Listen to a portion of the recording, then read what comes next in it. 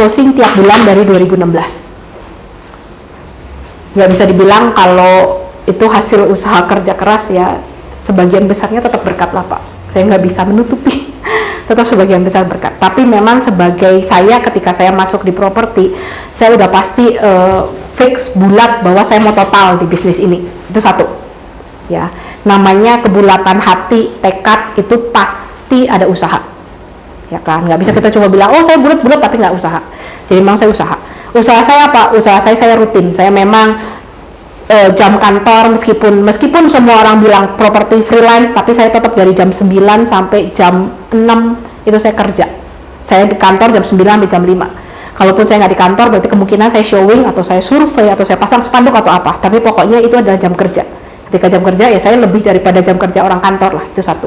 Karena di rumah pun kadang sering follow up, itu satu. Yang kedua, saya tahu bahwa putarannya itu tidak bisa ketika kita closing bulan itu kita dapat uang, betul tidak?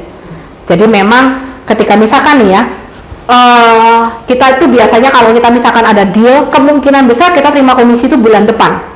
Mau sewa atau mau jual beli, tetap range-nya itu kemungkinan 21 sampai 30 hari. Ya, itu range kasar lah. Bisa nggak ada yang lebih cepat? Bisa.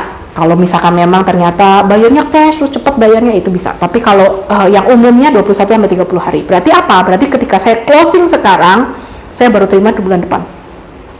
Jadi kalau saya terima uang sekarang, saya harus kejar untuk closingan itu.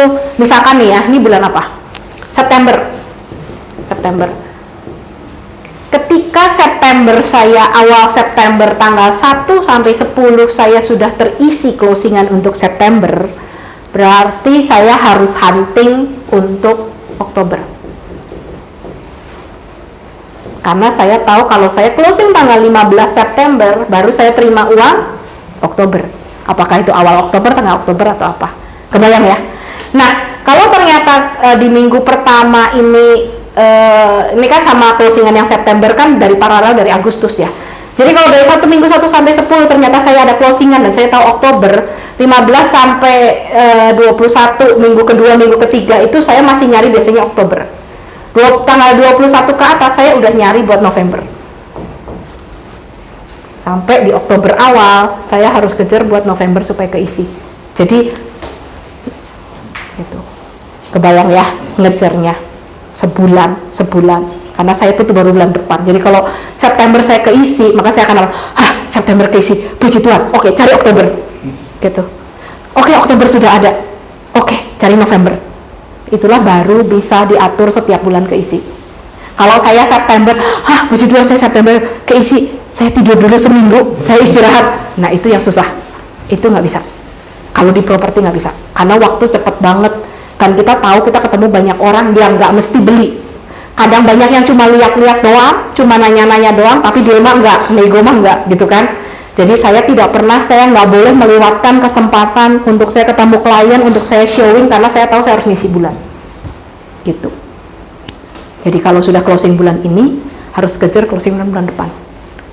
Gitu. Semakin panjang waktunya. Kalau misalkan saya tahu nih ya, misalkan ya, tanggal 15 sampai 21 September saya sudah dapat closingan untuk Oktober udah aman. Berarti kan sebetulnya saya punya waktu dari tanggal 21 September sampai 30 Oktober untuk mencari November.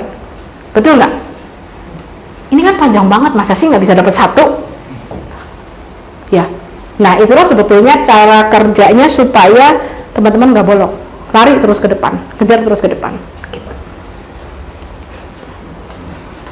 Dan itu sebetulnya kuncinya balik lagi, tiap minggu nggak boleh bolong showing, ya kan? Kalau bisa tiap hari, karena pintarnya nanti di sana. Ada pertanyaan lagi? Selain itu memang rezeki dari yang di atas ya Pak, ya, nggak boleh lupa.